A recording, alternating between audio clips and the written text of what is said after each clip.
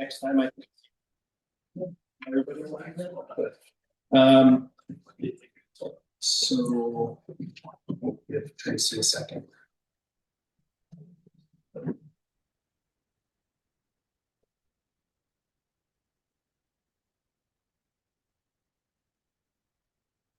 Okay, so the first item on the agenda is to establish a quorum of the Board of Selectmen. So we'll be doing this by named roll call, like we usually do for stream meetings.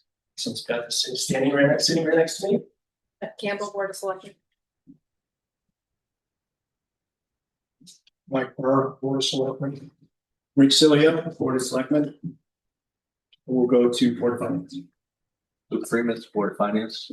Steve Turner, Board of Finance.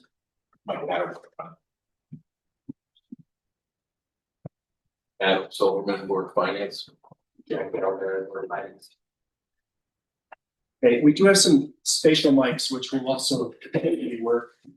So we won't have to use this all night. Board of Ed, want to check in? APR, Board of Education.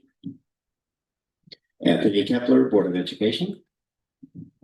Tanya Galpin, Board of Education. Marissa McGee, Board of Education. Kara Files, Board of Education. Roxy Finer, Board of Education.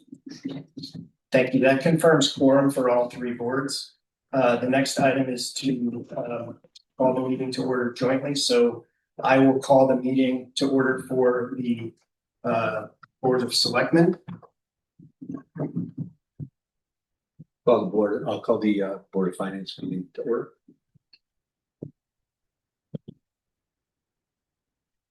Call the Board of Education to order. Okay, can we all pledge allegiance, please? Pledge allegiance to the flag, United States of America, and to the republic For which it stands, one nation, under God, indivisible, with liberty and justice for all.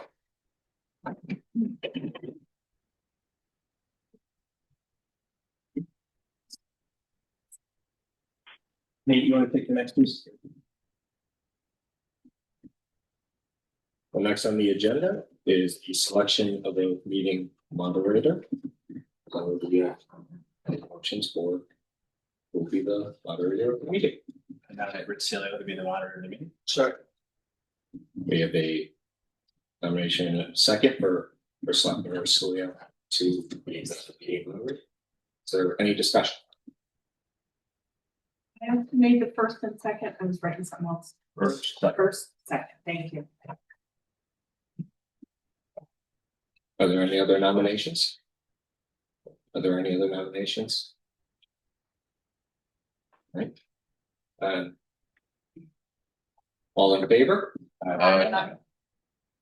Opposed? Abstain? Motion passes. Thank you. Okay, so the next item on the agenda is to review a presentation by DRA, our consultants. And I will come this over to Jim.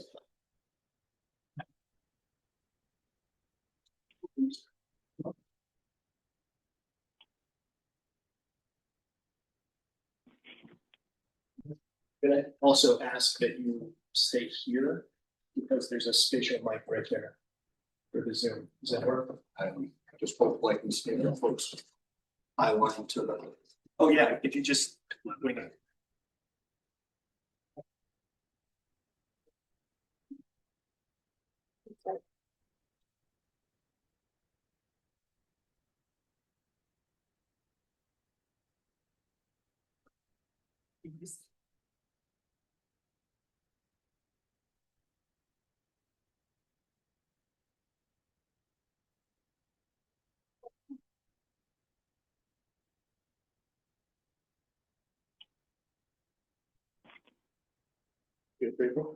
Okay. We're 10. Oh, that. Slide. It's the bar to the right. Next. Do the opposite. Minimize it and then minimize it again.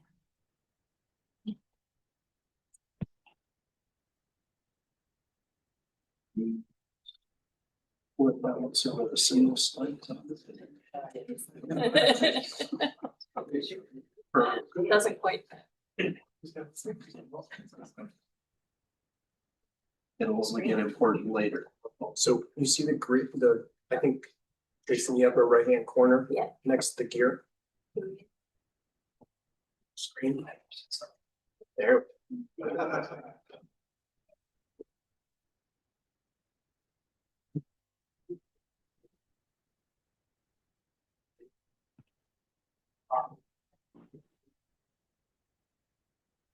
Click on the three dots next to the profile.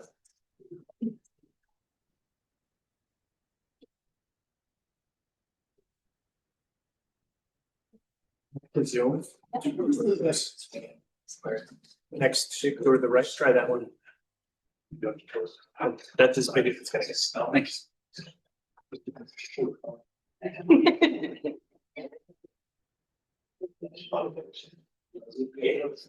Thank you, everybody. Good evening. And if I'm in anybody's line of sight, just tell me and I'll try to find a spot. My name is Jim Barrett. I am principal with Drummer Zane Anderson. Along with me this evening, I am Greg Smalley, with project manager with DRA. the man without a microphone is John Tyndall Gibson. He's our educational planner and programmer. We could go forward in this. So in terms of a study overview, a quick recap of where we've been. Next slide, please. We had 4 key deliverables that we'd like to touch on. The first is existing facilities assessments. The second, demographic and enrollment analysis. The third, online surveys. And then lastly, community meetings, community interaction.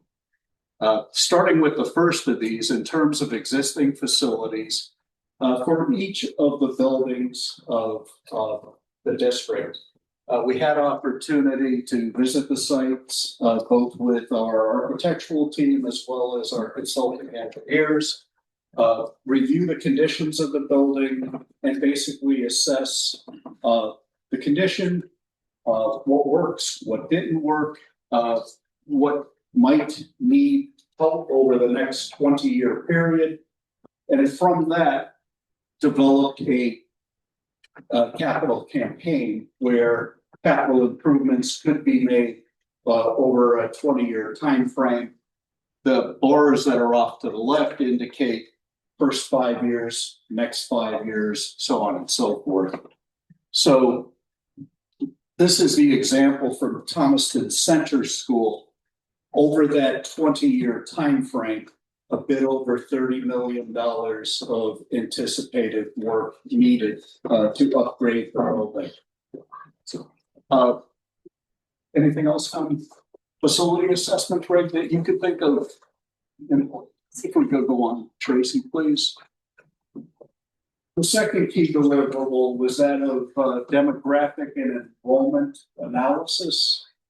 Cropper GIS was the consultant that was utilized to assist us in this analysis, identifying that your district, like many districts here in Connecticut, throughout the Northeast, and actually much of the country, experiencing declining enrollments. Those that are in this business, upticks are not likely. Based on their understanding. But what's on the page shows the student enrollment at Thompson High School. That's the block at the top, Black Rock Elementary, and Thomaston Center School. There's a vertical line in the chart. There's 5 years before that, and that's basically historical information. You have that information, you understand where the counts are through those years. And from that vertical line forward, those are projected. And they do this over a 10-year window. state of Connecticut looks to 8 years when they consider projections, and they'll allow you to take your highest enrollment within an 8-year window for consideration of grant programs. What separates this study from a typical enrollment study is it's a demographics study, so it looks at the town overall, not just the schools. So when you read through the report, you'll see an analysis of what percentage of the population is aging, moving out, aging in place, who's moving into town, how businesses are growing, building permits are being drawn. So it's more than a student enrollment analysis. It looks at the entire town and gives a better or broader picture of how the town may move population wise. You can slide to the next, please. The third of the key deliverables that we identified was that of online surveys. And these online surveys attempted to cast a net, speaking to those in the community who might be business holders and residents who may not have a student within the system, to parents of students within the system, to staff and faculty, as well as to students. In terms of the participation rates, given the size of the community, we had a pretty good response rate to this set of surveys. They were put forth in an anonymous format so that those responding can feel free to answer. And the example to the right, it's a question, and the question was, how well do you think Thomaston Public Schools are perceived by residents and non-residents? 1 being not very well, 10 being very well. This particular one, that's the 129 responses. This is of residents and businesses. And the response rate there, you see it at 4.82. The quadrant off to the left, upper left-hand corner, is that 4.82 response. Moving to the right, parents and guardians, 5.58. Moving down to students, 6.42. Moving to the left to teachers and staff at 7.79. And it starts to give us some things to explore. We're seeing people who are familiar with the buildings and in the buildings day after day are very comfortable. They think the buildings are quite adequate and satisfactory in doing what they need to do. People who are outside of the building, so parents come next, they hear from their students how the day is going, how the school works. They're a bit lower, and then businesses and residents are lower than that. Typically, that will tell us that there's either a misunderstanding between the community and the schools, or the good points are not getting out well enough. And we get further into this, we'll start to explain where we think is that lands. Greg, John, and I can share at the community meetings when this information particularly was presented. A lot of folks saying, no, that's not our school. They thought differently. They thought it was performing at a better rate. It wasn't a question of trying to defend the number. It was just trying to make folks aware this is a perception. And as Greg said, we think it's based on your familiarity or your use of the school.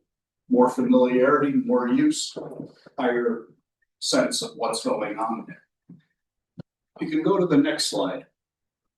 And the last of the deliverables was to hold 3 community meetings, October 23rd, November 13th, December 4th.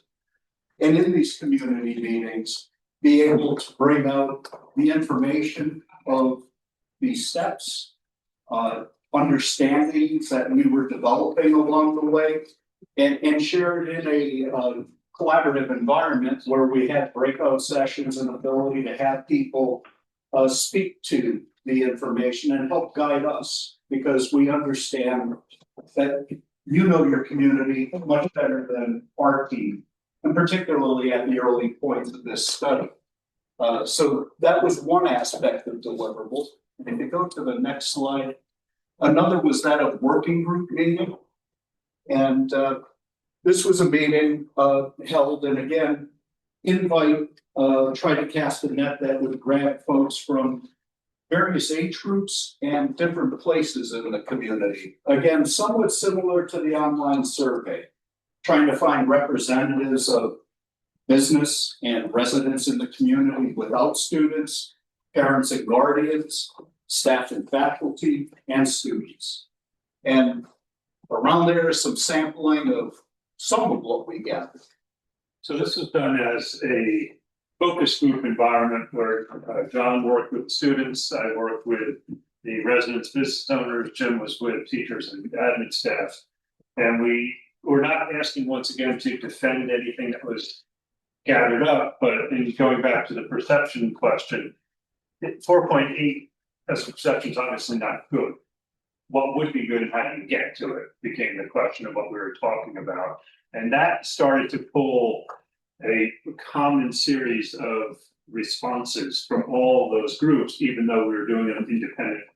And as they began to report out, we started to see some commonality of how people were perceiving the pluses and minuses within the district. You go down, Tracy, I think. So this you cannot possibly read unless you have really good eyesight.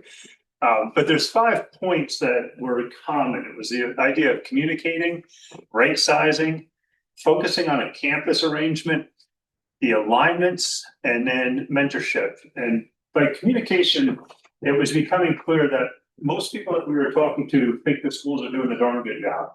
And the breakdown might be just that's being communicated. And is it a matter of you've lost vehicles that you used to use in the past, a local newspaper or something like that, and you need to adjust? Is the focus of what's going out there not interesting enough to people who are reading? Is it not gaining the eyes and the time that you need on that? Can I ask you to share the story of your first conversation with John after he had a chance to observe the school in operation? Yeah. John came back. He's a professional educator. He's been at it for longer than he will care to admit. And John and I have worked in 4, 5, 6 different districts now, both he as a client and he as a collaborator. And the first thing we do after we first meet is go, what do you think? And John's first comment was, they offer more than most people do, and they do it better than most people do. And it's okay, then where's the problem? And that's what we spent this time finding. So it appears, I said meaningful. This was stream of consciousness when we came out of Tuesday's meeting, because we had one day to put this slide together. So it's kind of stream of consciousness. And I said, it appears there's a lack of meaningful communication. I'm not sure that that's really the word I would use today after having 2 days to think about it, but maybe it's insightful. Maybe it's something the communication isn't reachable, whatever the term is. It's what you're doing in the schools doesn't necessarily seem to be translating to how it's perceived outside of the school. There's kind of the Cliff Notes version of that. The right sizing piece was one that, as architects and engineers and planners, we instinctively look at something and go, okay, that's either the right size, it's not the right size. It's either right or wrong. And it's something we do, and then we put it off to one side. When we did the assessment, facilities assessment 2 years ago, we came out thinking probably on too much real estate. You're running too much building. It is fairly obvious now, having looked at the enrollments and looked at the programming, which were 2 things we didn't do when we did the facilities assessment, that you're running too much building. You're trying to take care of too many buildings for the number of kids that are in it. And you start to talk about how do you right size that. That gets you into a campus focus. Right now you've got what we'll refer to as an upper elementary school, 4, 5, 6 is in center. And the rest of the educational world is at the southern end of the state, or southern end of your town, sorry, on that campus. So you've got the lower elementary and the high school, and then in between everybody leaves. So if you could focus on the campus and move everything to there, we think that the alignment allows you to provide more educational opportunity for the kids if everything is moved to that campus. you've got the ropes course, you've got a couple of other things going on down there that 4, 5, 6 leaves that campus, comes back. And what we heard from some of the students on Tuesday night was it's difficult to go back into there in 7th grade. You feel like you're a stranger in a strange land that you had left 3 years earlier. So if I'm coming back to there and I'm feeling like I need to start again, I'm losing time. And then finally, mentorship was something that John had landed on very early. At high school level, you do with a teacher or an adult working with a group of kids for their entirety of the time there. We talked a bit about step up day for the elementary kids, moving up, getting to know the classroom for the next year, who their classmates are going to be, gives parents a chance to connect over the summer. Super program. Is there more that can be done at the elementary school level is something we're suggesting that you might look at. And so we take those 5 and we move through how we develop a real recommendation. So alignment options are always a start. And once again, more numbers and words that you can't say. We ran through about 15, 16, 17 different alignments. Partially is to fly a flag and see if something gets an absolute non-starter for somebody. And partially is to see is something not fit in a building that you own. Is there a reason to move away from it? So of these 17 or 18, we ended up with what's essentially 5 options. And if you scroll on down there, the first 2 are just to retain your current buildings. And frequently this is called a do nothing option. You can't do nothing, buildings fall down.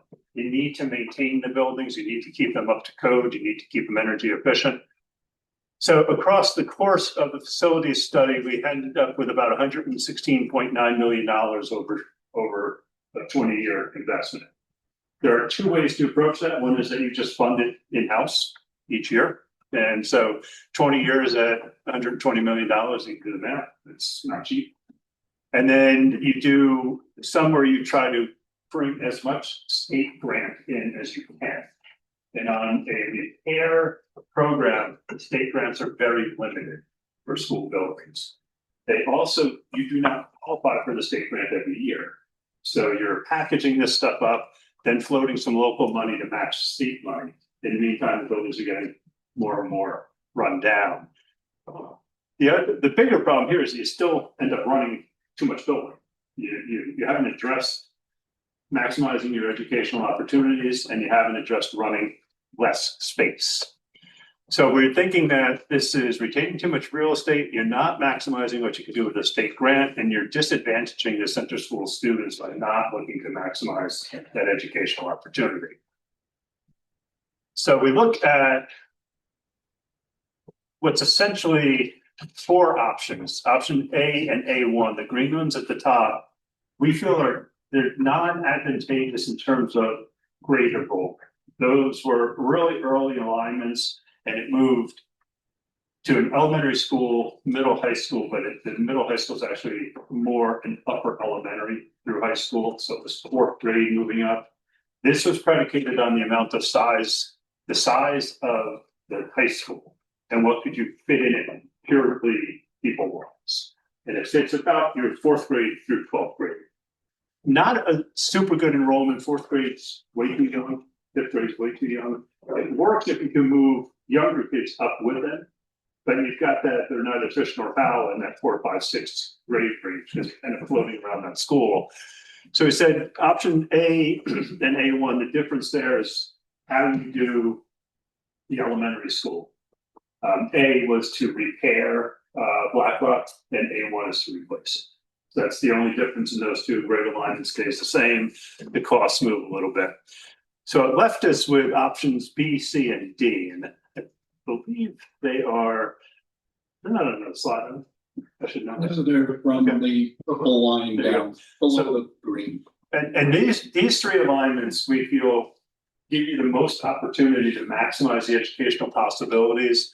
So that option B is K through 6, and then it moves pre-K and 7 through 12 to the high school. So it would involve some expansion, renovation, replacement of Blackrock to be K through K through 6, and then renovation or expansion or addition for a pre-K facility at the high school. The option C is pre-K on its own, with a pre-K in its own building and 1 through 12 in a single building. And then D is pre-K through 5 or K through 5 and pre-K in grades 6 through 12. The point of putting the alignments up here is to mostly so you can start to build some kind of budget.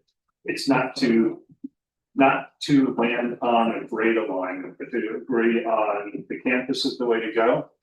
And a budget of X number of dollars is probably where you're going to end up.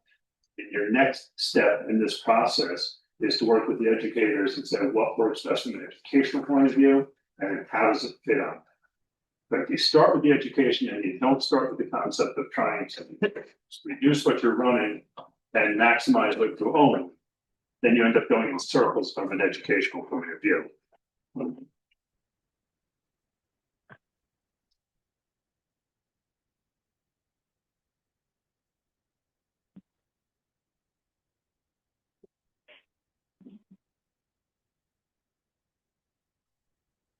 A little better. I'm ready to go to the next slide anyway. I was gonna see if you can multitask it. I love you just wait. Wait it out. I have brothers and sisters, yeah.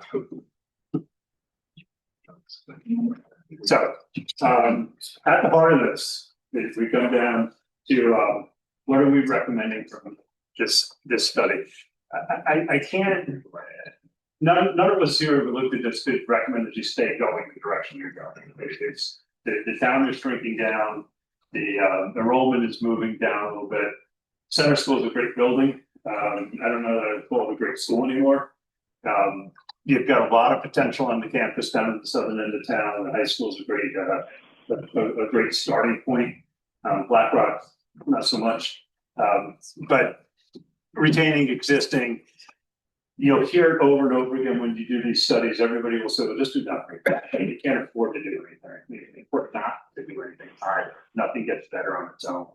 And so if you get away from running too much building and taking care of too much real estate, you can start to contain your costs and put your money where you're getting the best return from. So you work to define the district of the future. The first step is you never just play the hot potato game and have the Board of Ed say that the Board of Select's it's your building, good luck.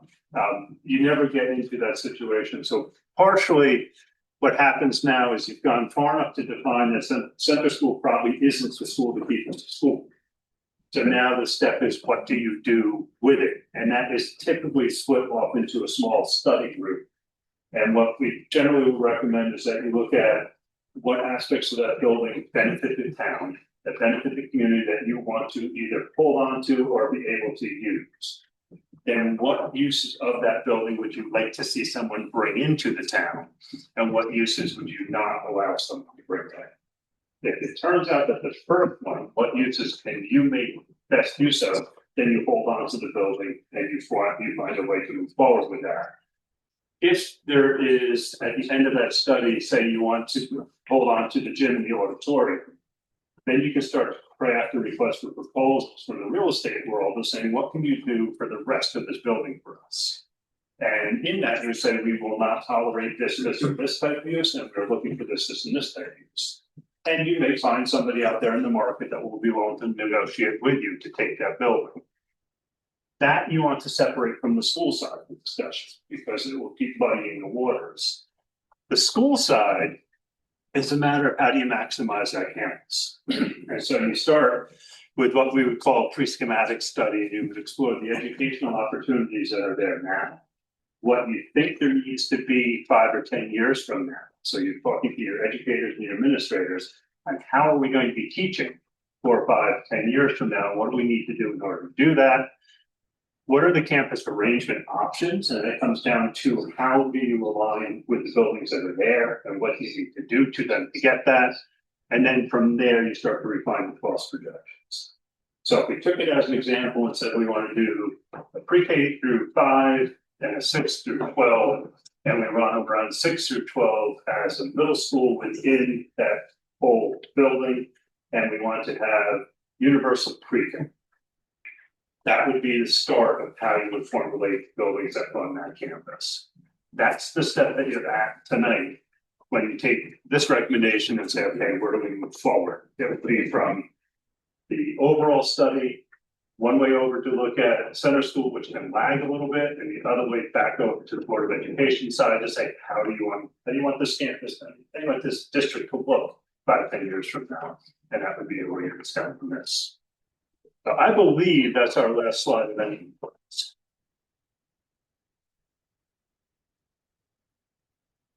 It is, that is it. So, a lot of information there. So at this point, I think what I'd like to do is to ask the boards to ask any questions, follow-up questions of DRA.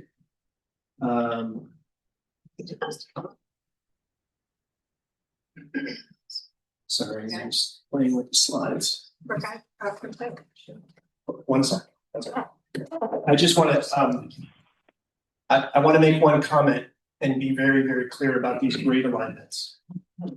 For those that have been attending the workshops or following all the postings and the stuff that we put up on the website, these are not new. There is only one refinement in here, and that is whether we do a pre-K 6 or sorry, a K6 or a K5. So everything in here are things that we've seen.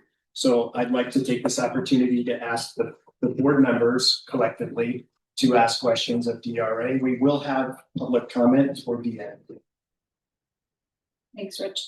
My question specifically is for the Board of Education. Since I came off the board in November, the study had started. We had not gotten the Board of Ed had not gotten a formal update regarding the study or had any discussion amongst ourselves. At the Board of Selectmen meeting, we did get updates from Rich and we had discussions. It was also discussed at the Board of Finance meeting. My question is for you, Nate. Has the Board of Ed had a formal discussion regarding the study? I guess I'll steal things. Thank you, Selectman Gamble. Well, what I can say, and I can only speak to the time that I've been the board chair. Since I've been the board chair, I was put on to the working group. Have been putting that on the agenda and giving them the updates. But on top of that, as we've been going through the process, been keeping the board up to speed. I'm of course not the only board member on the working group. Roxy, when she was chair, she was brought to the working group, and then when I became chair, I went on there as well. Is there anything that you'd like to? This has been on the board agenda since we began, and we have had information available since we began this study. So it's not just since Nate became chairperson. We did have information, but we never really had a formal discussion. We got updates. So I guess my question is. I agree, yeah, yes, Are you 100% the no. Board of Ed giving the town a recommendation for what you want to do after seeing the results of the study? I don't know if you're the governing board over this. Well, in terms of a formal discussion on the matter, no, that's not taking place. And I was just talking about what I could speak for as my time chairman on the working group.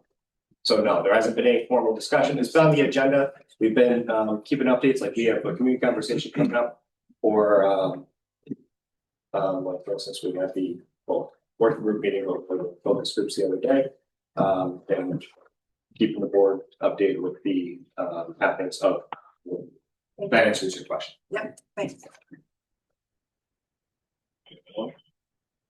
I think just to that, I think to add to it too, we haven't had all the information either, so we haven't been able to have that discussion because there was just a meeting 2 days ago. That wasn't, the work wasn't complete.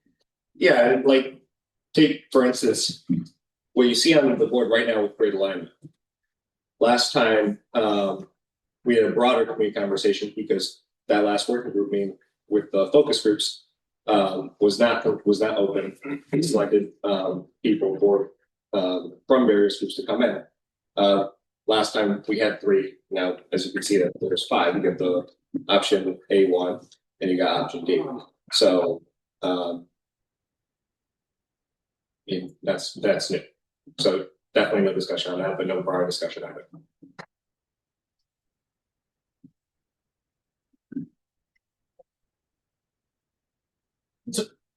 From a bonding standpoint, if we have to build something here for a campus, right? I mean, can you give me a projection of costs, like low side to high side? I mean, what are we looking at? I can see it. Step a little bit over. So that the right. So bonding was you see a total, an overall cost in the green, 142, 143, 153, the 158, 171, 158.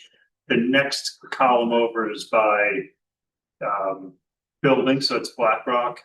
The middle column is center, and the last column is the high school.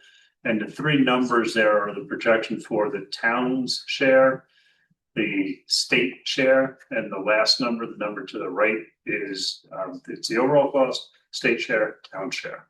Okay. So he said the bottom line 158, 107 projected from the state, and 51 projected from the town. The state changes their reimbursement rate each year. When they commit to it, that's what they hold for the entirety of the bond. And they do pay as you go, so you do not have to borrow for your projected allotment each month. So that's it's a guidance number at this point. If we go back to what we were saying as the next step would be to work with the Board of Education and the educators to define the program, you would then refine the building size, and it would also refine the schedule, because those numbers carry, that's an all-inclusive number, so it's carrying escalation, bonding costs, legal costs, furniture, the whole 9 yards across that number.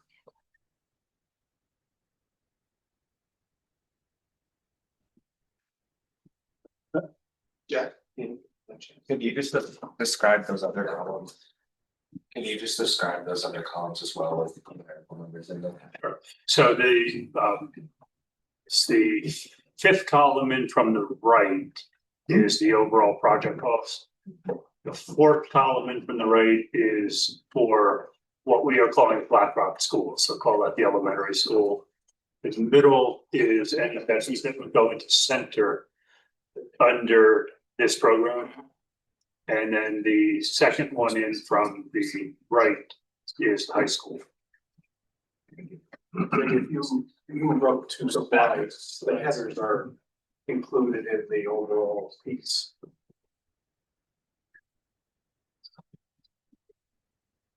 One more, keep going. Thank you. Very hard.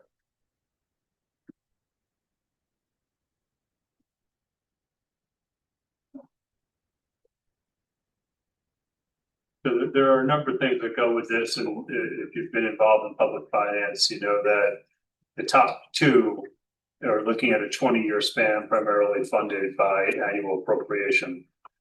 So those have cost escalations built into them. Anything that involves renovation or new, so anything below the red dotted line, you see the completion dates come back from 2046 to 2031. So if you were to run a 20 or 25-year bond, you would be most of the way done with the payoff of the bond by the time you get done with your capital maintenance from the top 2 lines. So you're avoiding costs by pulling the costs in closer and maximizing the state grants. 49 million to 82 million. That's your answer, Steve. Yeah, but I guess what I would say though as well too is like, I mean, I'm on the capital improvements committee and we have $35 million worth of capital improvements on there now, right? So we're projecting out, which is not correct. well, whatever the number, I mean, Yes. but I'm just saying though, right? So I guess we have that number there for 120 over 20, right? Or 25, depending on what we do. I mean, would we, as a capital improvements committee or town, actually, you make hard choices on what you have to do and kind of go from there, right? So I guess that's my comment. So I get the $120 million projection. I mean, it's a scary number. There's no doubt about it. So we're gonna come back to questions, but I think it's important for me to just set the context of what we had hoped to achieve or what we need to discuss tonight.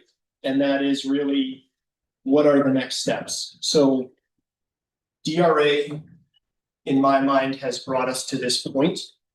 They have looked at lots of options. They have built these options using several methodologies, starting at a high level, looking at what we have, then coming down and doing what I call butts and seats, putting kids in classrooms. Butts and seats sounds bad, but putting kids in classrooms, right? Which is good mathematically. Then they built a framework to say, okay, if we look at some of these options, how does this fit what we need with all the other considerations except for educational programming? So they've looked at, what do we need for cafeterias? What do we need for gym space, et cetera, et cetera, et cetera. The one piece that we haven't done is to say, what is our program of study? What is our vision for our education system? And how does it fit? And meaning everything we offer today and everything we execute today. And how does it fit across those? We have not done that yet. That, in my mind, is the next step. So we have to decide what the next steps are for us to be able to move toward a decision, right? And I think you caught that from Greg in the recommendations, right? So the next step is to say, we have a vision for our schools. We know what we want. We know what we provide today. We know what we want to build for the future. How does that work across these options? We have to do that work, right? I think that we need to sit at a new group of people that include Board of Ed, a couple of finance people, and a lot of people who are educating our kids today. And I'm not an expert on that part, but we need people who know the curriculum, know the programs, maybe some teachers who are experts on certain things that we're offering that are unique or different than other groups, other school systems. But we need to take that next step. We can't answer these questions. We really can't necessarily cross a whole bunch of these off just from a feeling of where we are today. We have to make sure that we're going to continue to provide the next generation, the current generation, the next generation, et cetera, exactly what we want to provide. Our school system has a mission, a program of study. How do we layer that over what these options are to make sure they work, right? Because at that point, we will learn stuff. We'll learn more stuff than we've learned so far. We may have to tweak some things that may change the cost, right? We need to go back and forth and iterate this. So that is what I had hoped we would discuss. With that on the table, are there any other questions for DRA? Because that is really what I had hoped that these three boards would discuss. Yes, Mike. Told Luke if I started talking, he'd kick me. You haven't started. What was interesting? What was the quote from your longtime educator? Is it John? After talking, we do things better. What was the exact quote you used? Or I'm sorry, what did John say? I think of I'll just paint the picture this way. One of the pieces of data that I collect when I do my work is what are your offerings? What courses do you offer? And I got a list, I think it was 354 items. You might expect 100, 120, 200. Now, not all of those courses were currently enrolled, half of them were. That's just astounding. It really is remarkable. So, but what was the quote you used? We do things better with less, or Mike, I wrote it down. It's Thomaston offers more than most and Thomaston does it better than most. Yeah, that's what I thought. So my takeaway is we're not doing bad. And then I listened to how we should do better. I get it. It's a building, it's a manning, and it's a population and best use of our funds and trying to maintain 3 buildings. But as someone that's been involved over the years, I take a little bit of offense on the concept of a do nothing option. It kind of implies that we've done nothing, which is very far from the truth. We did an upgrade to Black Rock School, I don't know, 15 or 20 years ago. The other thing I took away and I questioned is you talked about the center school's a great building, the high school's a great building, and Black Rock not so much. So to me, if the center school's the fallout, the bomb shelter, I mean, that building is built better than any of them, the other ones put together. Seems to me that the Black Rock is kind of the weak link here, but we're willing, just in the interest of a campus environment, to throw money at that building. I mean, we can't go vertical. We have to go out in a confined space. I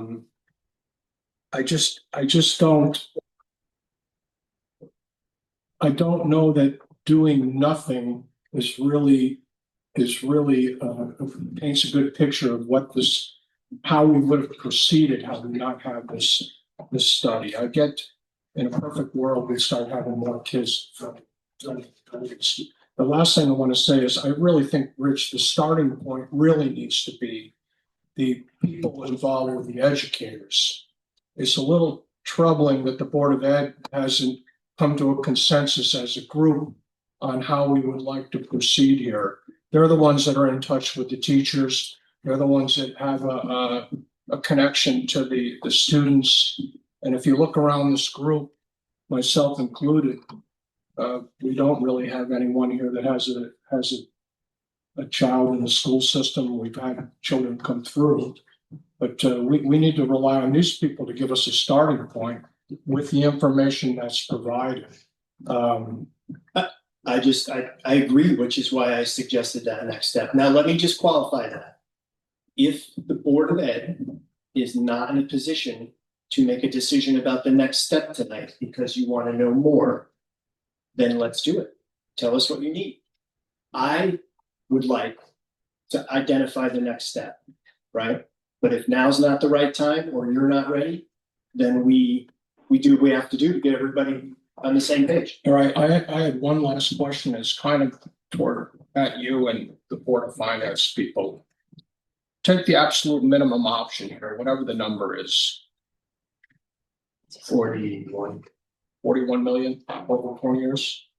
And does anybody crunch the number on a mill rate impact of minimum mill rate to maximum mill rate over a 20-year period, just so we can kind of keep things in perspective as taxpayers on the freight train coming at us? We have.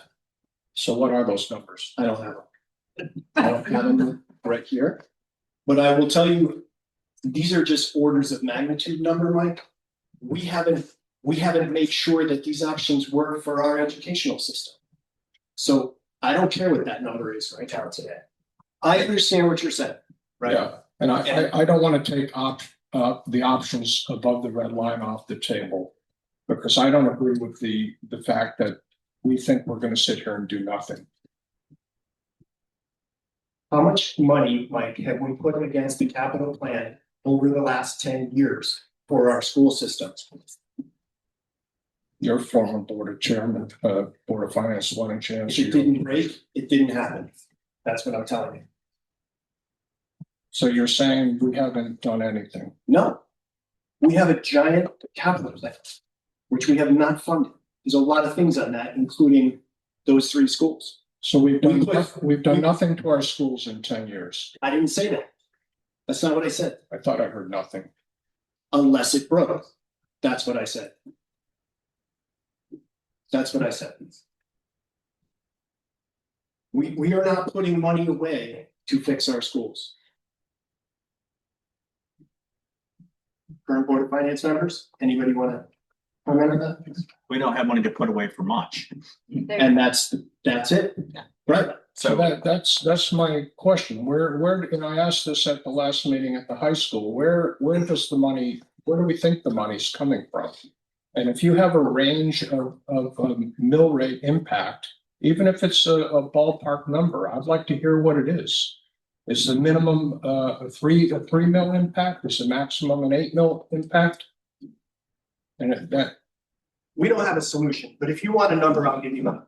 It's a mistake to toss out numbers in front of everybody that don't even it's make not, sense it's not a to mistake. what we have. It's not You a don't mistake know. to ask for a range of numbers, Rich. I'm not holding you to a specific number. You know what's gonna happen, but if you want it shoved out in front of everybody, we'll do it, and you'll see what happens. Oh, I'm sorry. I mean, I thought we were trying to come to a solution here, but the solution certainly. We are not trying to come to a solution. We are trying to figure out what the next step is to see if any of these solutions support our educational objectives.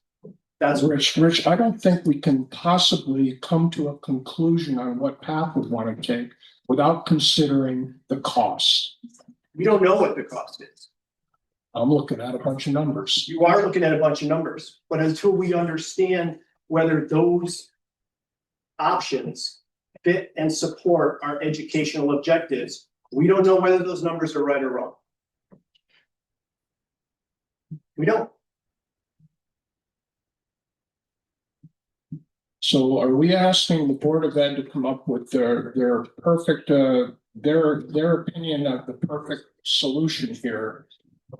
And in a vacuum about where money is not an object? I mean, I don't understand it. No, that's not what I said. What I said is my recommendation, and we all need to collectively agree on this, is we need to see another committee which has represented from our educators, our school system, our Board of Ed, and our Board of Finance folks to see whether any of those currently support our educational objectives.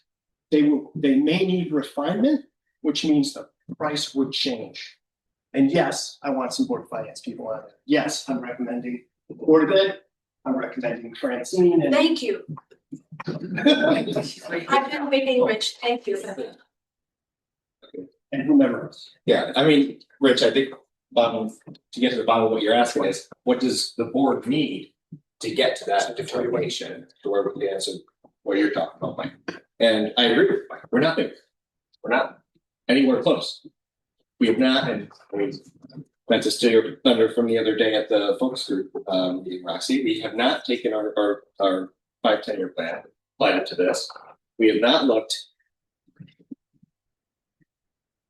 applied the programs that we offer, see even how we'd be able to allow our to move the system with where they're currently at now, like say if they're on the side of school or somewhere in the meantime, during construction for any of these phases, where they would be carried out. If you got part of a school in construction and some students going somewhere else.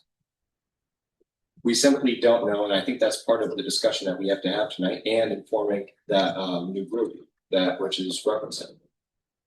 I mean, even for instance, you look on there and I mean, you guys did a great job looking at cross-referencing the state statute, the amount of students that you have and a certain square footage, taking into consideration, taking out the cafeteria, taking out And it has. the gym and all the facilities. We got the PASS program. And part of what I'm sure we're going to talk about the next step is having them come in, talk to people in our administration, working in the building to make sure that we're able to do these transfers for these options and still keep those places where they're at. Because they have certain spatial requirements, no, correct? So I think that's really where we have to take the conversation, but I know Superintendent Foss has questions. Can I just finish my, sorry. Yes. May I? The models that we built, Mike, were made from like right after the third community meeting. There's other things mixed in there that for long range planning, I don't have a number for it. The numbers I have are not representative of just what we're talking on that slide, which is what your question is. But yes, we are going to model. before any decisions are made. I have 3 different questions for DRA that I think you'll be able to answer. They're not softball, but they're definitely questions regarding some of the information you presented tonight. The first is, does Thomaston still have a moratorium on building because of the survey? And if the answer is yes, which I hope someone in the room can answer for me for DRA, then I'm asking DRA, if so, is it yes still, Rich? It's a yes, but. What you give us tonight, bus.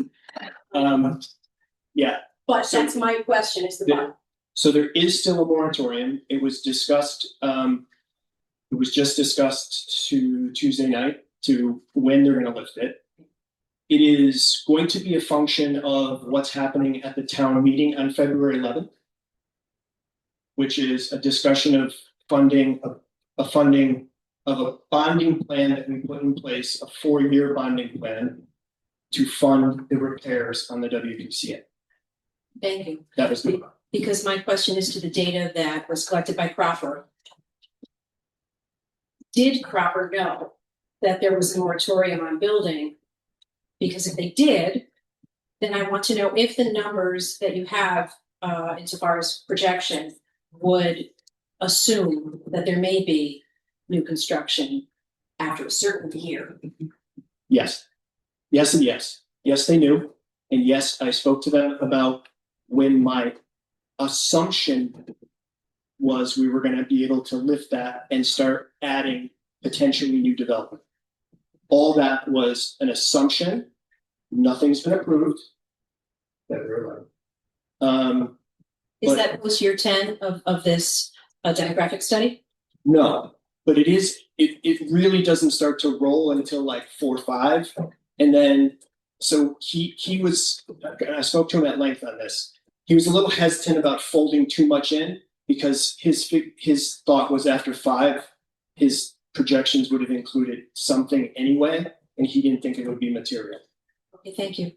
My second question is, how does the typical pre-schematic study, how long does it take typically to be completed? And does that satisfy the requirements for the district, the town, to apply for the school construction grant, or would more need to happen in order to get our application?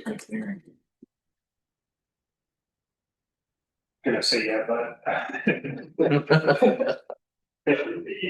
Well, we would probably. Well, probably the primary suggestion here was to spend a relatively limited amount of time to determine what the educational world thinks is the best approach for the district, curriculum-wise. And also does getting to a campus garner as much support from the educators as we're seeing in the working groups. You could do that probably inside of 4 or 5 weeks. But you'll be back in this room only addressing the educational piece of it. If you were to do a piece where from there you would build up an educational specification that would allow you to make an application for a grant, you're probably in the 4 to 5 month range, which would, since it's January still, would actually get you in for a grant application this year. Is it still November 1st, the Yes. deadline? Thank you. So the piece about the enrollment, because we spent a real lot of time, as Rich said, going back and forth with Cropper, because we knew about the moratorium. The state will accept out to 8 years, but when you do the submittal for the grant, you'll need to accompany it with an updated enrollment, because what we did will be more than 1 year old. So you'll know by that point, if you fund the upgrades to the wastewater treatment plant, you'll know that, and then Cropper can pull that back in a little bit further. But they don't just look at moratorium, they look at developable land, so historical building permit, full, that type of stuff. So I don't know that you'll see a real lot of increase.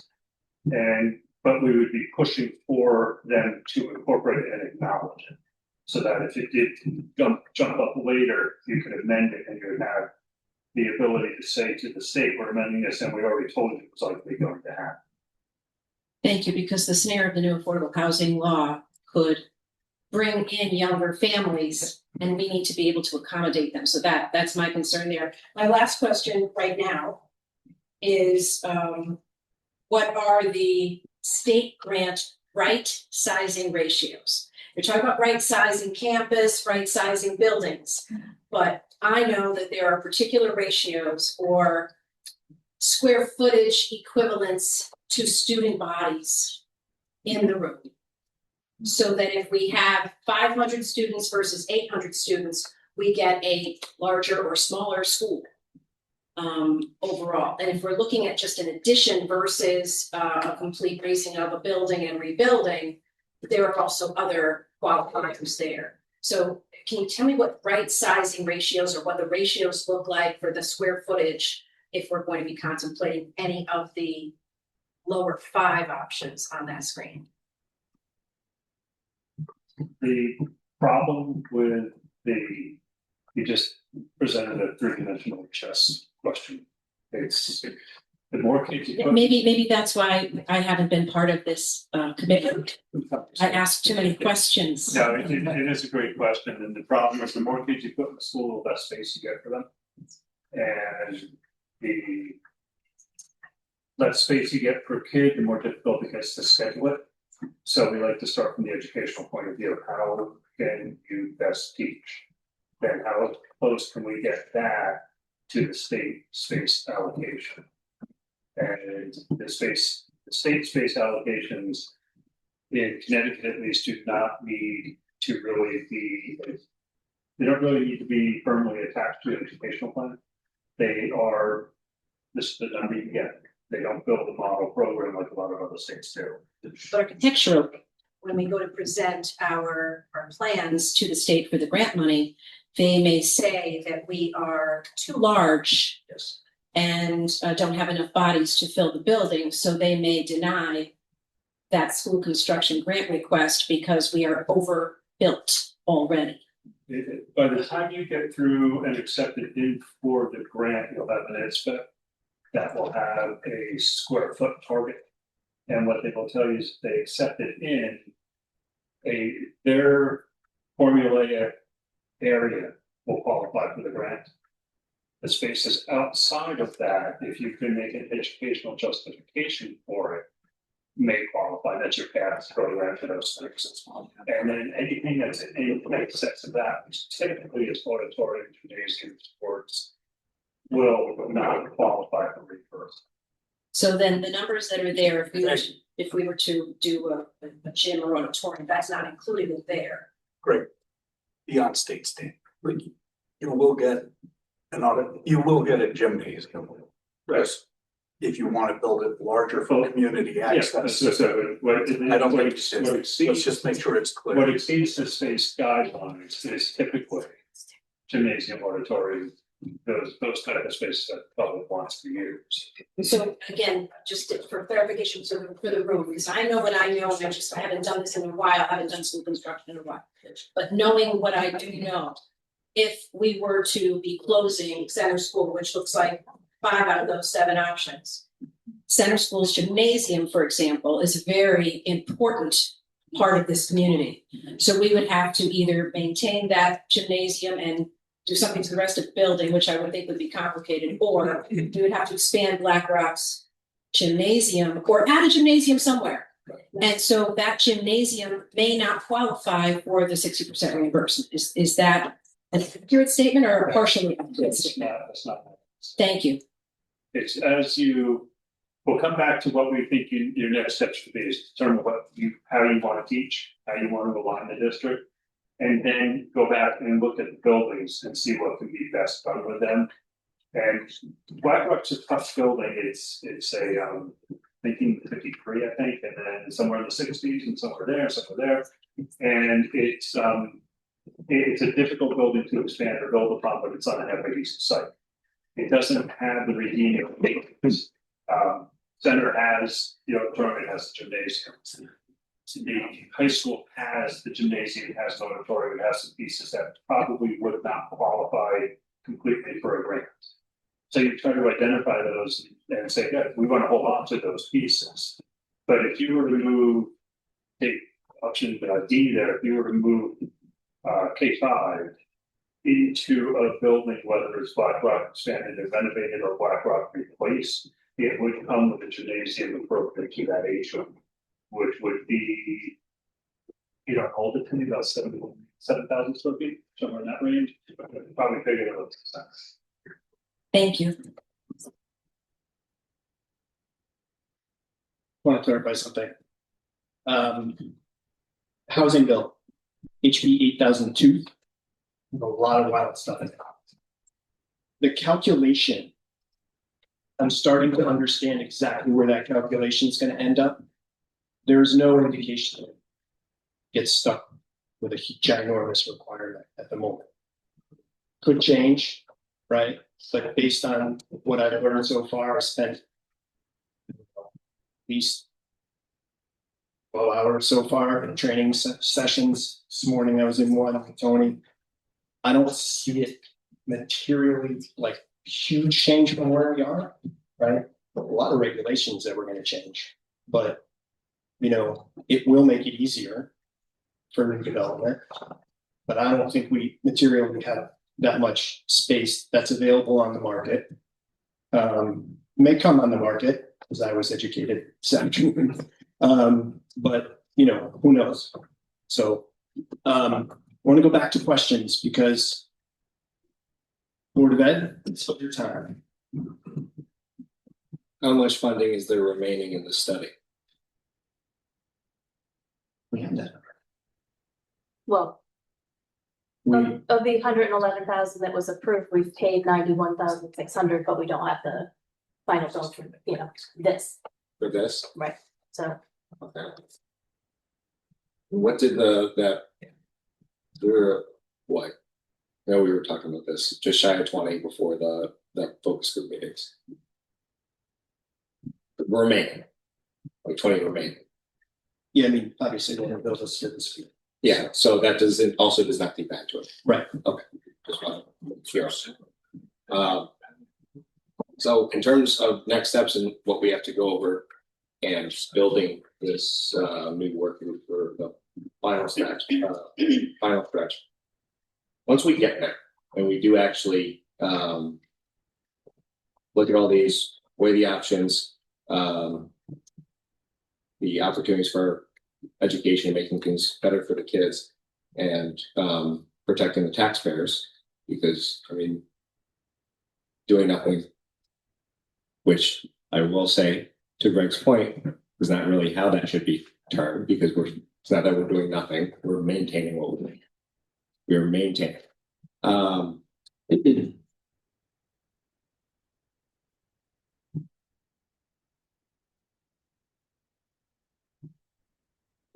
What's the next step after that? Yeah, and just to be clear, I agree that we have probably not spent enough time explaining what it means to maintain the 3 buildings we have. Yeah.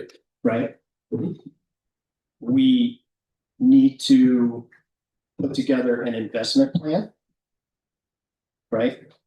And figure out what that means from a mill rate perspective, right? Just like any other option that's out there. What does that mean? Over what, and we know what that is.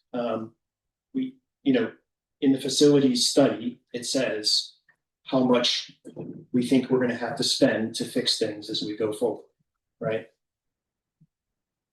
My concern is historically we have chosen not to do things like that, not to fund things like that. We don't put money away for those kinds of things, which is why we're also looking at these other options. So yes, we need to come back with more information. We don't have enough information, and that's where I started sort of this conversation. Yes. What do you want? yeah, Rich, can I ask a question? Tanya Gavin, Board of Ed. I don't see anywhere in here the word taboo word that this town does not like, regionalization.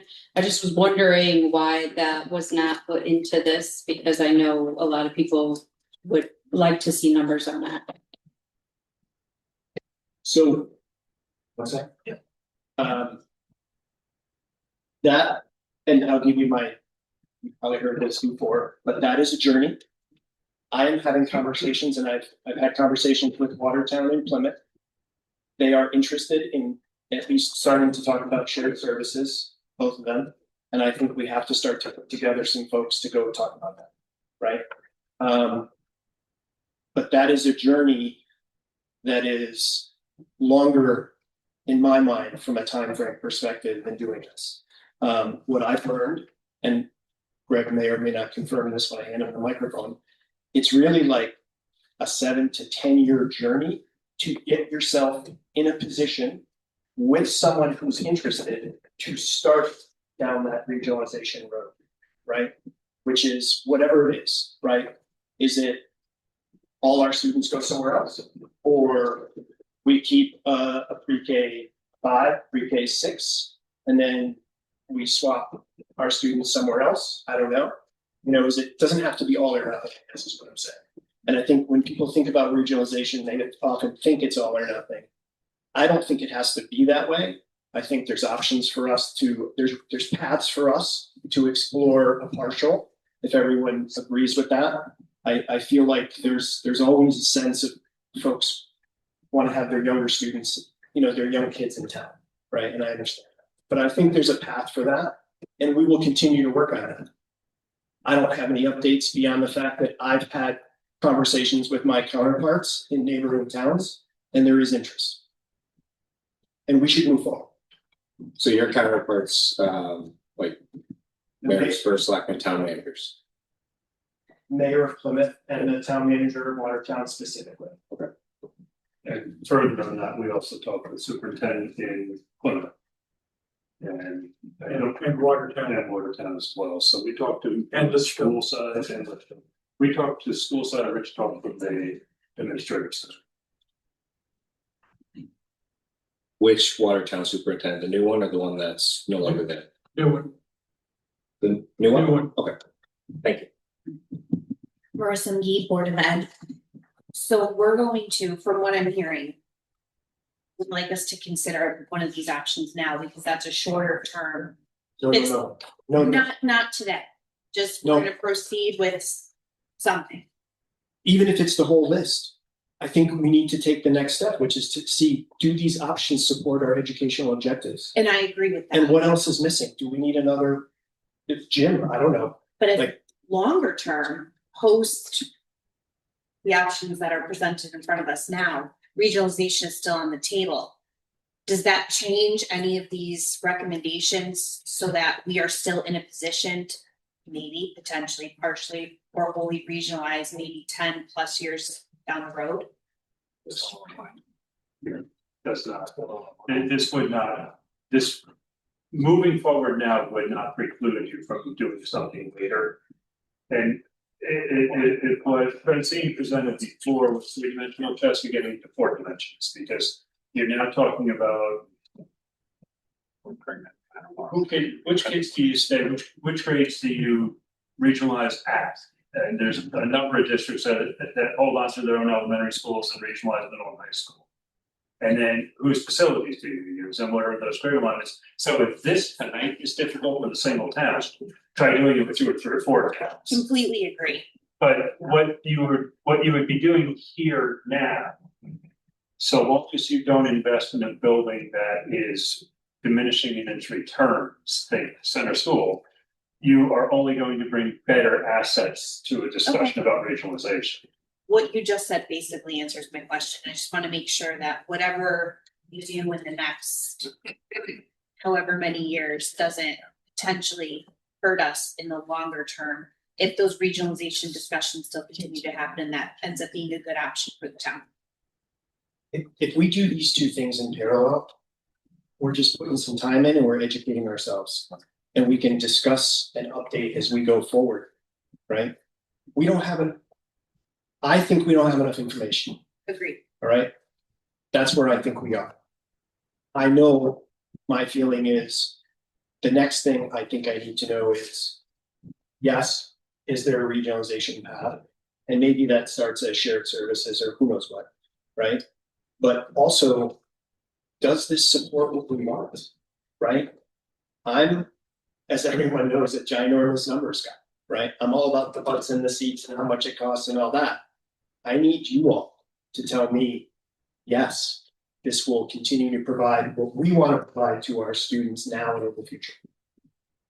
And I think the only thing that we can really come to right now is there's still stuff that needs to be dealt with before we could make that determination and narrow any of these down. To your point, was about regionalization. I mean, I've heard you Greg time and time again in terms of regionalization in this study, and the costs that are coming up. It's not that regionalization is good or bad with those costs, but it doesn't tackle that concern. Demographic shifts in other towns are very similar. And one thing that could come about, regardless of how you feel about regionalization, is taking care of our schools and providing the best services to our kids, which should be all of our goal, makes us the best possible partner down that long road, 7 to 10 years, as we've heard probably a billion times at this point. At that point, if we want to, doesn't mean we have to, but it gives us that option and that flexibility down the line. But we have to tackle these fiscal concerns now, and we can do it in a way that provides more for the students. I just want to be clear. I mean, this is, of course, not a final presentation of the study. There's still more that needs to be done. So do we want to talk about how we're going to put this group together, or what this group has to oversee and get done in the final stretch? Proposed. Well, I think Looking at a deadline, there's no deadline. so this could be the next 5-year conversation. No. The remaining, Deadline. I guarantee you, the remaining money in this study will not last 5 years. Yeah. So wait a minute though. So a couple of things. But I just want to go back to regionalization for a second. Because I was a massive regionalization person. I was like, we got to do this tomorrow. Why we didn't do it 10 years ago, 15 years ago. The reality is, and what I've learned since, both from the DRA group, but also from other folks that I've spoken with, other elected officials that I've been conversing with over the past couple of months. Yes, I've only been in this job a couple of months. Is that it doesn't last forever, right? So I sat next to someone and had a long conversation from Bridgewater. They regionalized a long time ago, and they need to get out now because their demographics have changed, and it doesn't work for them. It's not a permanent solution. It's not a guarantee that it's a forever, right? It's not to say we shouldn't look at it. We absolutely should. I think there's definitely some things we should look at. Those things, I think what Nate was trying to point out is, may not be a giant cost savings, but they may improve what we offer to our kids. Yeah, there's upside, there's downside. It's all about the deal. I think we're putting the cart well before the horse when it comes to that. But what I would hope to see at the end of this study, with whatever group that we're going to put together, tackling these educational issues in the final stretch, I would like to still see it defined that this is what the recommendation was from DRA on regionalization. We've talked about a great bunch, and correct me if I'm wrong in anything I said with a lot of the conversations that have been had on it. But we're going to need it down. We're going to need it presented. For, I mean, with this stuff in the town, you guys are only going to be here for a certain amount of time in regards to this portion of the stuff, right? It's going to be our job, regardless of what we put forward, to make sure that it gets implemented. Because looking at all these numbers, there's no way. I mean, 1%. We're not just talking about a town meeting. We're talking about referendums. So we got to make sure that we communicate, give the public the documentation in order to make sure that what we implement is what they want. Because if we don't, it's not going to make it, and then we're going to be stuck in the deep end. So, yeah, just hold on a second. I'll come back to you. Yeah. So I think what's important here is, I think what you're asking for is more of a wrap-up report. We're done. This presentation. It's in the RFP as Superintendent Cost talks about, but. So this presentation was specifically detailed to be just a recap. Yes. That's why it's only a few slides. Yep. With their recommendations there. I think, to your point, in your point, like it's gotta be everything. It's gotta be, what did we talk about from shared service? All four of those points, right? When we talk about from shared services, where are we from regionalization, kind of a wrap up report. To sort of tie it up. So in terms of next steps in the conversation, are we gonna be talking about how we're forming this group and then having the group define what still needs to be done, or are we talking about what still needs to be done now? I want to address that. But you don't mind my being blunt, what needs to happen, in my opinion only, is this group right here really needs to do a deep dive on the information we have. And as a board, as a body, decide how you want to proceed from an educational. That's step one, before you form another group that maybe one or two Board of Ed members are part of another group. You guys as a collective body need to get together and decide what you think is best from an educational perspective. And then we can form another group and go forward. But don't forget, you need another group that's going to decide what to do with that building over there, whichever direction it is. You know, because we can't just walk away from that without, all this needs to happen in parallel. Totally agree. So, Yeah. and I'm not volunteering for it. And we're talking about design. One second. I just want to be clear, what I said in terms of a board and the composition of that board is my personal opinion. You all want to do it? You don't need any Board of Finance folks or anybody else? That's great too. I just want to know what works here for our educational mission. That's what I think we need to know next, and what's missing, and then we can price out what's missing, right? Those I think are the steps. It's got to be our educators and our Board of Ed that does that in my mind. You want some numbers, people? We can twist some arms off the Board of Finance. Oh wait, But that's step we'll give you Jack.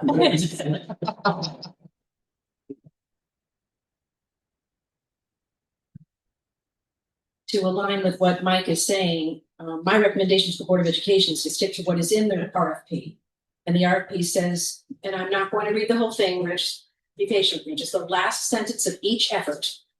So effort one is retaining facilities as is.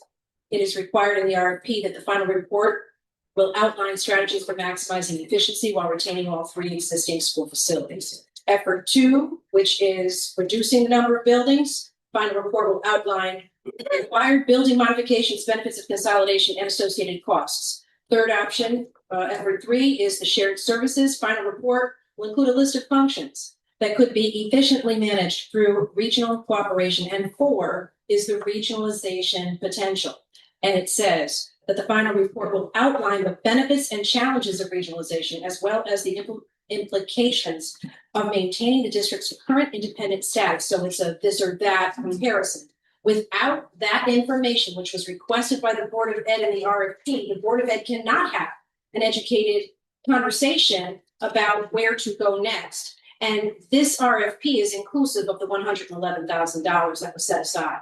So that is the expectation that I had. Like you said, you have an opinion. I'm going on fact here. The RFP says this is what we should be getting, and that's what I think the board should expect. Yeah, totally agree. But my personal opinion is that I think we can start to do some work on those options to start to understand how they fit our educational goals. Rich, if you're saying that regionalization is 10 And years. we for the report that's going to say everything that we've already seen. You have the information to start this. Yeah. You said for over 40, why not get? That's not what I'm saying. We're going to get the report. These gentlemen have put together a report that gives us options, how we can house everything. What we need to figure out is what's going in that house and whether or not it's the right thing for us as a community and for our students. Until we figure that out, I don't think we can make a decision on this. And until we make a decision on this, we can't talk about bonding. So I think that we need to do, as Rich has laid out, we need to sit back and go, what works for us? And will that work within any of these recommendations? And then we can move forward. But until we know whether or not we're going to be able to service our students and what we need to do that, then we can't make any of these decisions. And they're just great ideas on a piece of paper. So I think that we need to go through that process. We need that committee. We'll be more than happy to help from a numbers perspective. Jack's right down there. We got all here.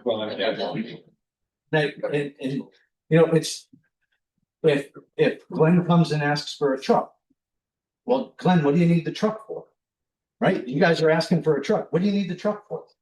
Is it gonna plow our streets? Is it, you know, what? So we can talk about getting new assets, but until we know what we're gonna use those assets for, I can't call on you. He's gotta do that. But until we know what we're gonna use those assets for and whether or not they're going to provide us the right tools we need, provide the services that we need to provide, I don't know how we can move forward.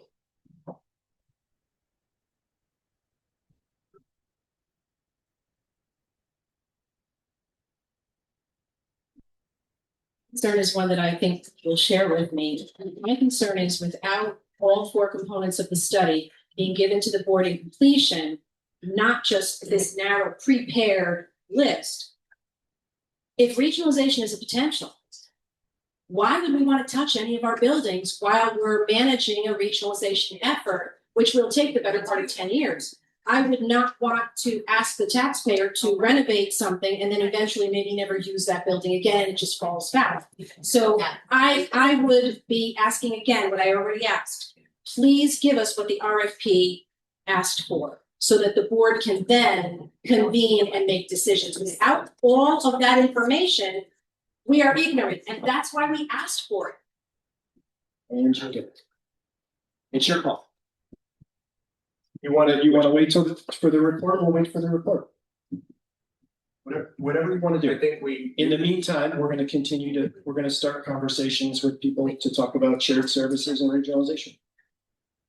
But you have to understand, Rich. If you're saying we need The right information, and you're willing to wait until the board has a chance to digest this and maybe create another committee. I didn't say I was going to wait. We're gonna move I didn't fast. say that. What I said was, I believe we can move forward with understanding if any of these options support our educational objectives. That's exactly what I said. I think we should, without waiting for a detailed report on information we've already seen. That's my opinion. It is not. They haven't seen that. Yeah, I think it's irresponsible for us to go forward without cross-referencing the programs that we have in our current capabilities and where our staff certifications and licenses, where they're currently at and what we provide live. I don't know how we could possibly do that and put these on these options and say, well, this one's better because we have X, Y, Z, when we haven't even looked at that yet. Okay. Fine. How long? You can have that wrapped up before. The problem I'm having right now, and I think everyone is sharing the same problem, is we have enough to write a report from an objective point of view. Here's what you own, here's where education's going, here's how it fits in your buildings, and you're going to look at it and go, that's not us. And what we started out saying is a small group of educators could answer the questions of how do you see delivering education? And that would allow you to tailor this report to say, here's where you go. You can take what we're going to give you and you'll be back here doing this, having the same discussion. But what do we do with these options? Because you haven't given us the educational piece of it because the RFP didn't ask for it. We're willing to go get it. We're willing to sit with you and say, how do you see yourselves teaching 10 years from now? And the RFP is very much at a high level. What can you share? What's the ups and downs of regionalization? What happens if you stay in your buildings? What happens if you consolidate? But in that piece is typically something that says, help us build an understanding of teaching in the future, which we're willing to do right now as part to wrap this thing up and give you that. If we gave you a very objective report, that's what it is. That's what it'll be. You'll be back here going, well, what's the advantage of fifth grade India? And I know Nick got a bunch of questions from teachers and educators saying, what about the FAFSA program? What about tasting fees? What about this? That may very well drive a building size. It may drive your choice of what building you go into. That's all we're talking about here, is that last little piece, which may also help you understand better regionalization. You know, what does Terryville have to offer? What does Watertown have to offer? How interested could they be? We can't look at regionalization because you haven't given us that information. You know, you understand what I'm saying? We can't. Say that on the record, so I'm going to home. Absolutely, this is Francine speaking again. We can't, as a board, look at regionalization because we are not being given regionalization information in what was presented this evening. Right. And in the RFP, they do talk about instructional and educational. So we were expecting instructional and educational information. And a good number of the questions, most specifically, that came from my center school staff, talked about those things like how to use the space. Are we going to maintain the way that we teach now in the instructional, not programming, but way in which we schedule these courses? Those kinds of questions, we're looking at the big picture, yes, because this was supposed to be the first cut to see, well, what would be the best for us. But we can't decide what the best is for us because we asked for 4 options to be analyzed, and we're only getting 2. With a promise that shared services is already being talked about with people that aren't in the educational realm. So again, I'm asking for what's in the RFP. And if the board feels differently, then I will cease and desist.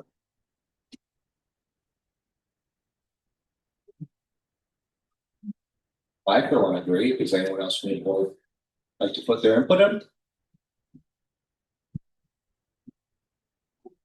I agree, necessary there.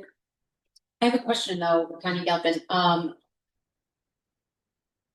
Did they get the teacher portion? That's my question. He's saying, I feel like we're going back and forth, right? He's saying they didn't get all the information for teacher portion. We're saying that we needed the regionalization report, which 100%, I want to see that with numbers because it's hard to make any idea of what we want to do without seeing numbers. I'm a number person, and I want to see numbers to all options before we make a decision. This town has a lot of stuff that we are looking at bonding, right? We're talking about a sewer plant, 5 million. I don't know, it's bedtime numbers that I hear. So maybe 5 million. We all know that the town's gonna have a heart attack over that. We know, you know what I mean? So I want to see numbers of everything to make an educated decision. So do they have all the information? Is my question. And if they do, then I want to see what's on the report. So Tanya, I think that's a question for DRA, because I will say, based on what's presented tonight and these committees that are being considered, they don't have the information that they need. Because if they did, they would be very easily ready to say, you know, we're ready to go. We don't need additional information. So I guess the question then is, do you need more time with the staff, which we can gladly arrange? The focus group that happened just 2 days ago, that was not, I don't know what happened there. I was not a selected member for the focus group. So I don't know what occurred there, but those that did attend, I'm sure were honest and gave their feedback. But that is a small sliver of staff, very small sliver of staff. I know that they did speak with my administrative team and with me because I was present for those meetings, but I don't know anything else that you might need that we can arrange for you. Anyone else from the board?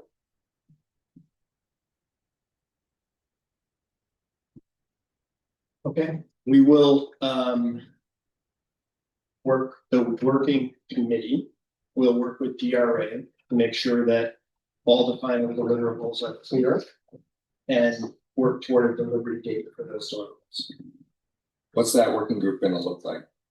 It's Is it the same one? It's you and I, Tracy, and Brad. Okay, well, no. Oh, when you were talking about a new group and next one, I didn't know if you were referencing that. No, we just agreed that we can't move forward until we have that report, so that's what we'll do. But we'll make sure it's aligned to the RFP. Okay. And it falls on you and I, Tracy and Roxy, to make sure that happens. Okay? Well, it's not just my decision. It's all four of us. Well, no, I'm saying in terms of if that's how we're gonna move forward, multi-board meeting, we all decide. Isn't the Board of Ed gonna digest any of this? Or is it just gonna be the four of you? No, I No, all I'm saying is, I wanna make what I said was, I wanna make sure, we have to make sure that we are aligned on deliverables. And that we set the expectation of what we're asking for from the report, the final report, which Francine described from the RFP, and talk about when that will be delivered. But to Mike's point, I think that the working group will get the final report and then the Board of Ed can sit and digest that information. But before we can digest it, we need that final report. Spot. Yeah, so then Everybody will get the report and then we'll come back and do this again. Decide where we're going. well, I think it should come to the board first. And then the board, I think the board should move from there, since we have this information, but we need more on the educational aspect, and so I think some more conversation needs to be had with staff.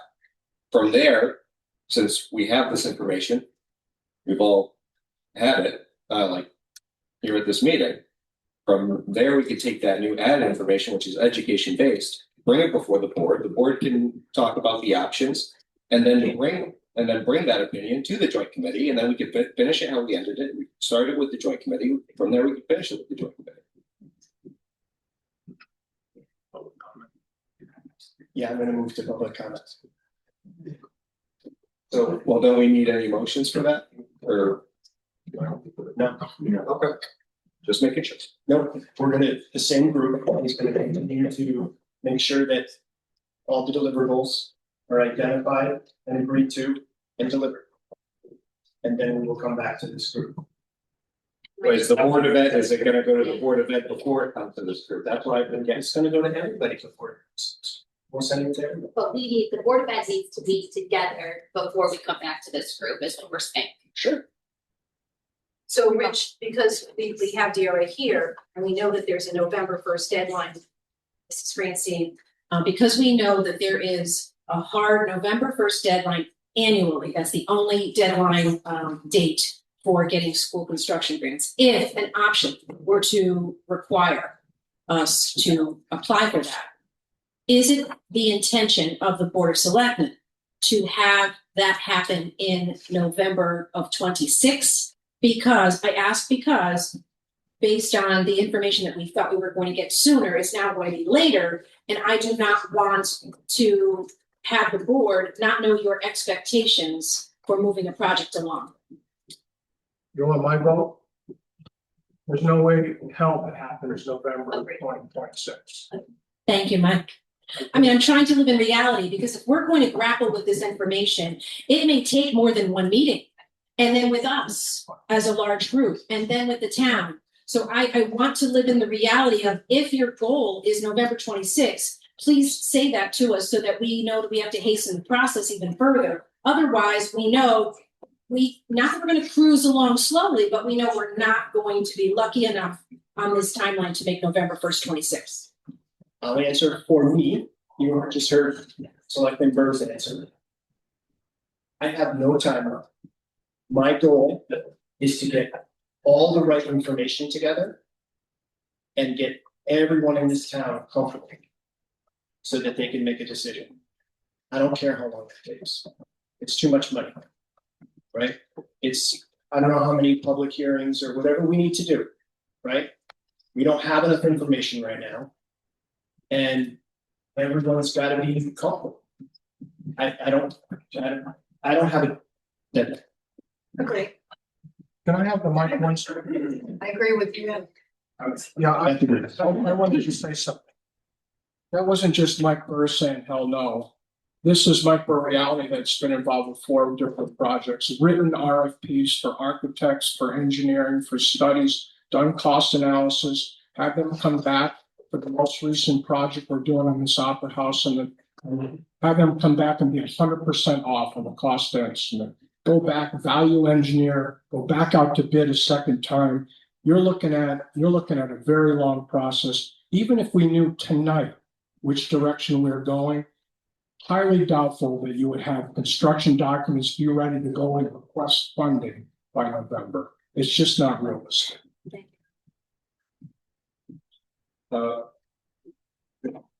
Rich.